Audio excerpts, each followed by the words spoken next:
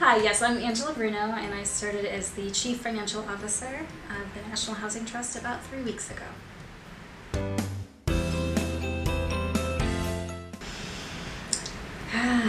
Like many kids, I wanted to be an astronaut. I loved space. I had this big tabletop book of NASA. And I also had a constellation finder that my mom bought me, and I loved to project it onto our ceiling and to look at the stars. Little did I realize that having good eyesight was really important to be an astronaut, and so that kind of hope and dream died early on. And then I thought, oh, I'll be a scientist, so I moved on to my microscope. Never thought I would be in finance, but here I am. And luckily I'm focused in an industry, this industry of affordable housing, which makes it worthwhile.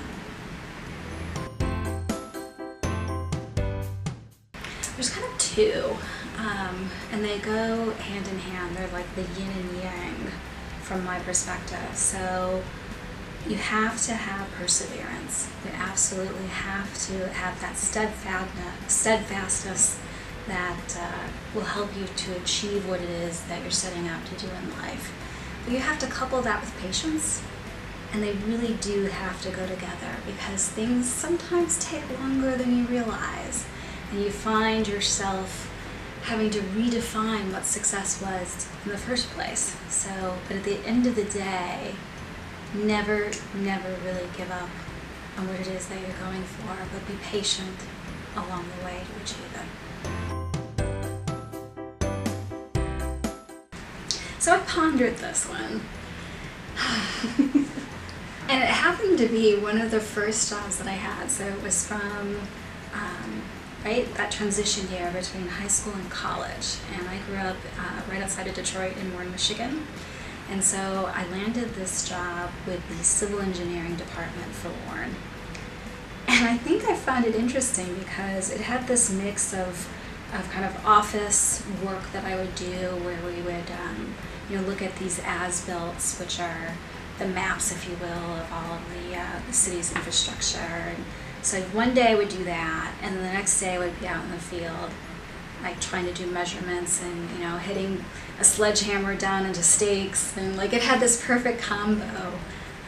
And I really think I got exposure to the inner workings of a city government. It's something that we all kind of take for granted. We expect our pipes to work. We expect to have everything functioning exactly as we want it, our sewage and what have you, but there's a lot of people who devote their lives to making sure that happens.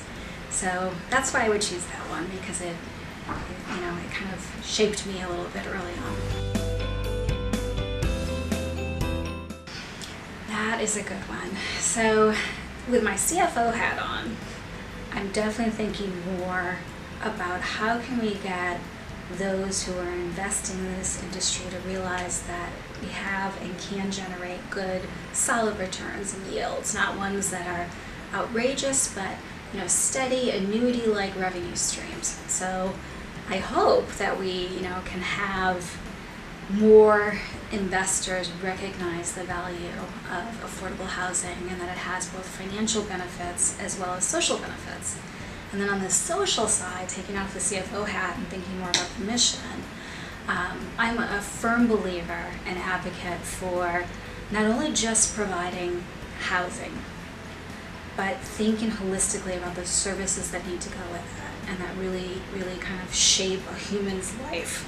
I believe strongly in health services and residential services, and I hope that we'll see more happen in that area, and that we'll think more holistically about the human being who lives in that home.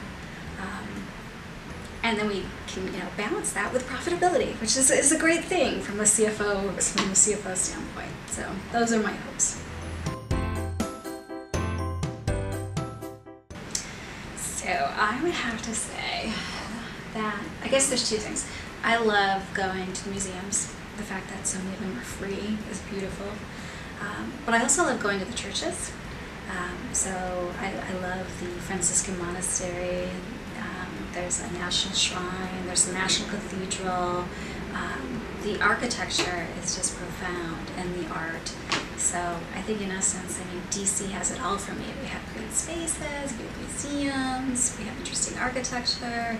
You can always find a solitary place to be and to center. So that's what I like to do in DC.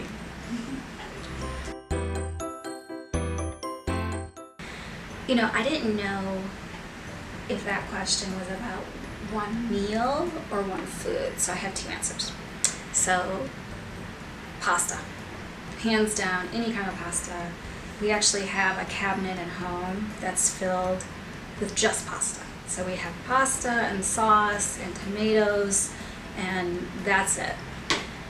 But if we're talking about that, you know, it has to be cooked and that's a meal. But if we're talking about like one food, like, you know, you could only eat one thing, cheese. I would eat cheese, like time and time and time again. But to me, you know, the perfect combination is pasta with the cheese. That's really what I want.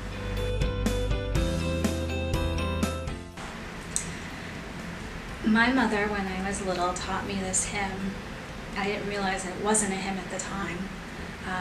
It's written by Peter, Paul, and Mary, I guess. It's called 500 Miles. And it goes, Lord, I'm one, Lord, I'm two, and so on and so on. And so it's like the perfect title because I could envision writing a book where, you know, chapter 1 could be mile 10, and then you could tell a little bit of your life story, mile 100. And the whole premise of the song is, again, there's this person who journeys out and they experience the world. And along the way, just like all human beings, we do things that we're proud of and things we're ashamed of. And so at that point in their life, what they're grappling with is the idea that they haven't really been the best version of their self yet. So how can they possibly go back home? So yeah, I would choose 500 miles. Family Feud. I love Family Feud.